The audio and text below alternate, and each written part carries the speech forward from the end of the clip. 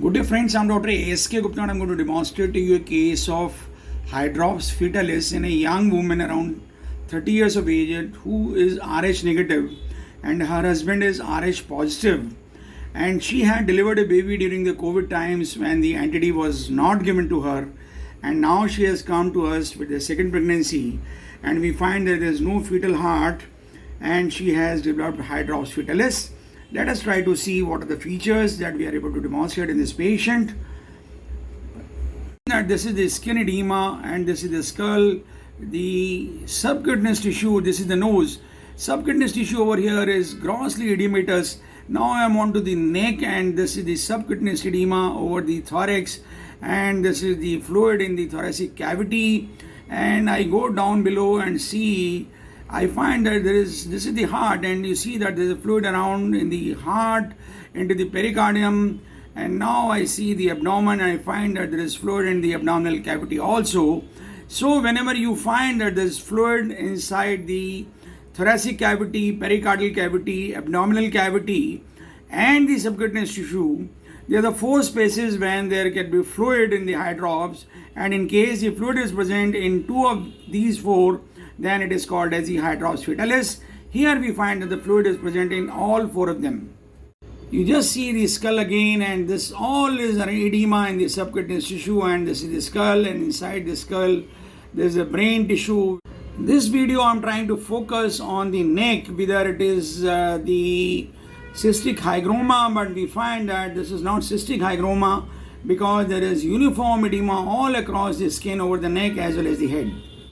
This is the cross section. I'm trying to see the baby, and you can see that this is the skull and the edema around the skull. Now I move on to the other parts of the body, and this is the thorax because we can see the ribs, and you can see that there is edema all over around the thorax also. And now the thoracic cavity is visible on the both sides. We find that there is edema in the thoracic cavity. This is the heart. There is edema in the pericardial fluid also. And there is subcutaneous tissue edema all across the thorax. Now you can see the thorax better. Both the lungs are visible and the heart is also visible. And you find that there is a fluid in the thoracic cavity on both the sides and as well as in the heart. Now slowly we are moving towards the abdominal cavity. And this is the abdominal cavity. This is the liver coming on the right hand side. And now let us see whether we are dealing with ascites also. And I find that the thin streak of ascites over here. As I move down, this is the fluid inside around the liver capsule, and as move down I find there is fluid around the intestines also, and in the lower abdomen there is a good amount of fluid. And now I move on to the pelvis. I find there is edema all around the skin, into the pelvis also and around the abdomen also, and I feel that this is the pelvis, and here we are likely to see the this is the femur, and here on the side, and the femur can be seen on the opposite side also. So, and there is edema all around the femur in this subcutaneous tissue.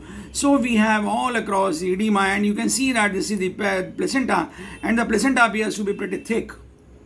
This is the measurement of the placental thickness, and I find that the placenta is about 7.64 centimeters thick. Usually the placenta should not be more than 4 centimeters thick even at the term gestation, and she's around 29 weeks of gestation. So the placenta should be around 3 centimeters thick.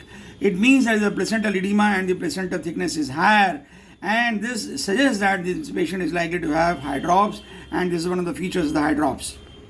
This is measuring the single vertical depth of the amniotic fluid, and it is found to be 9.64, but when the 4-quadrant AFY was measured, it was found to be around 22 centimeters. So the patient is having marginal borderline polyhydramnios, but not exactly the polyhydramnios, but higher side of the fluid is there. Now I try to measure the subcutaneous tissue thickness, and I find that the subcutaneous tissue thickness is around 18 millimeters. Normally the subcutaneous tissue thickness should not be more than 7 millimeters in any case. Usually it is around 4.5 millimeters, but on the scalp we find it is around 18 millimeters, and the rest of the places again it is around 18 millimeters. This is the thoracic cavity, and we find that the subcutaneous tissue thickness is around 18 millimeters in the thoracic cavity also, which is pretty high, which suggests that this patient is having subcutaneous edema. This is the subcutaneous edema into the thigh on the one side. On the other side also you can see there is subcutaneous edema, and the skin thickness over here is also very high. So we are dealing with a case of generalized Hydrops Fetalis, most probably because of the RH incompatibility. Other causes of the Hydrops Fetalis could be the Turner syndrome, trisomy 18, trisomy 13, trisomy 21, and so many other causes, but generally we have to focus on the RH incompatibility, and the cause seems to be obvious in this patient because she is RH negative and she herself is having good amount of anemia, and this is likely to be the cause of Hydrops Fetalis. This fetus does not have any movements, the cardiac activity is not there, and we are dealing with a case of IUD. So we have to tell her, and the prognosis of this patient is already very, very poor, and it might be very difficult to extract this fetus because the edematous fetus in the os is closed.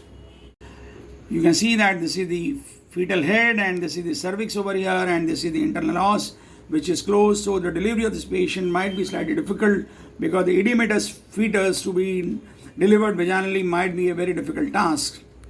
These are both the kidneys in transverse section, and they appear to be hyperechoic. The intestines, they appear to be hyperechoic, suggesting that this patient is an IUD patient. And this is the free fluid in both the thoracic cavities on the right hand side and the left hand side, and this is the heart in the center, the fluid around the heart muscle into the pericardial cavity. This is the spine, which appears to be normal, and there is no associated open spina bifida defect.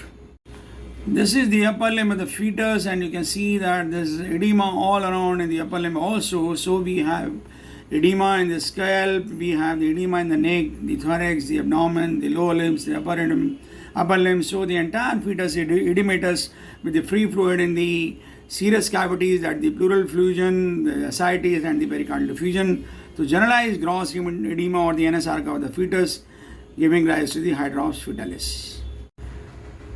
In case you like our video, please do share it among your friends so that maximum number of people can be benefited.